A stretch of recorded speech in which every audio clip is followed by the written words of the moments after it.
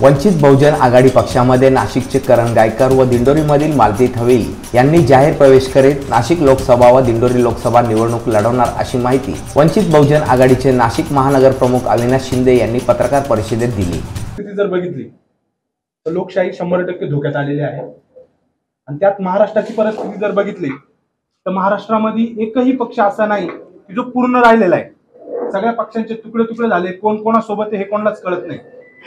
जर खऱ्या अर्थाने बघितलं भाजपला जर कोणी जर कट्टर विरोधक असेल आणि जर कोणी पर्याय असेल तर फक्त वंचित बहुजन आघाडी आहे। त्यामुळे भाजप विरोधात जर कोणी खऱ्या अर्थाने दंड थोपटले असेल आणि खऱ्या अर्थाने लोकशाही वाचवण्यासाठी या ठिकाणी श्रद्धेय स्वाभिमानी नेते बाळासाहेब आंबेडकर यांनी कंबर कसली आहे आणि संपूर्ण महाराष्ट्रामध्ये आमचे उमेदवार उभे आहेत। त्यामुळे दिंडोरी आणि नाशिकमध्येही बाळासाहेब आंबेडकरांनी उमेदवार देऊ केलेले आहेत। आमचे नाशिक लोकसभेचे उमेदवार करणजी गायकर यांना उमेदवारी घोषित केलेली आहे। तसेच दिंडोरी लोकसभेमधून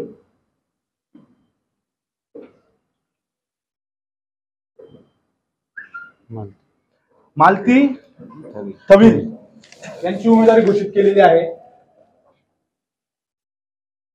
उमेदवारी घोषित करताना दिंडोरी आणि नाशिक या ठिकाणी आतापर्यंत जे जातीचं समीकरण आहे ते समीकरण लक्षात घेऊन वंचित बहुजन आघाडीने उमेदवारी घोषित केलेली आहे।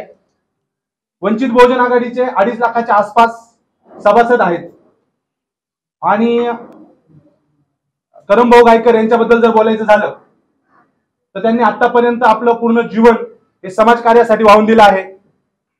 भाऊसाहेब चव्हाण सारख्या माणसाने जेव्हा मोठ्या प्रमाणात स्कॅम केला होता त्या ठिकाणी मोठ्या प्रमाणात त्यांच्या परती मिळवून देणे, मराठा आरक्षणासाठी स्वतःच्या जीवाची पर्वा न करता धावणे आणि मराठा आरक्षण मिळवपर्यंत न थांबण्याचा निर्धार करणभाऊंनी केलेला आहे। शेतकरी असेल, कष्टकरी असतील, त्यांच्या मालाला भाव मिळाला पाहिजे यासाठी करणभाऊ शेवटपर्यंत झुंजत राहिलेले आहेत आणि झुंजतही राहतील।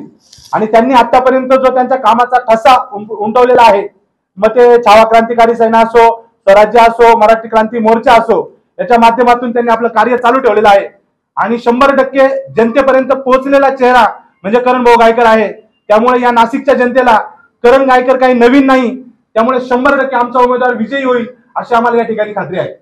बाळासाहेबांनी जो विश्वास माझ्यावर दाखवलेला आहे तो मी पूर्ण करेन, शेतकऱ्यांसाठी मी लढेन। या प्रसंगी महानगर प्रमुख अविनाश शिंदे, पवन पवार, नाशिक लोकसभा उमेदवार करण गायकवाड, दिंडोरी लोकसभा उमेदवार मालती थविल, वामन गायकवाड, चेतन गांगुर्डे, रवी पगारे, बाळासाहेब शिंदे, शिवा तेलंग, किरण डोके, बजरंग शिंदे, कोमल पगारे, विवेक तांबे, राजू गोतीस तसेच वंचित बहुजन आघाडीचे पदाधिकारी व कार्यकर्ते उपस्थित होते। अमर सोळंके, मी नाशिककर न्यूज, नाशिक।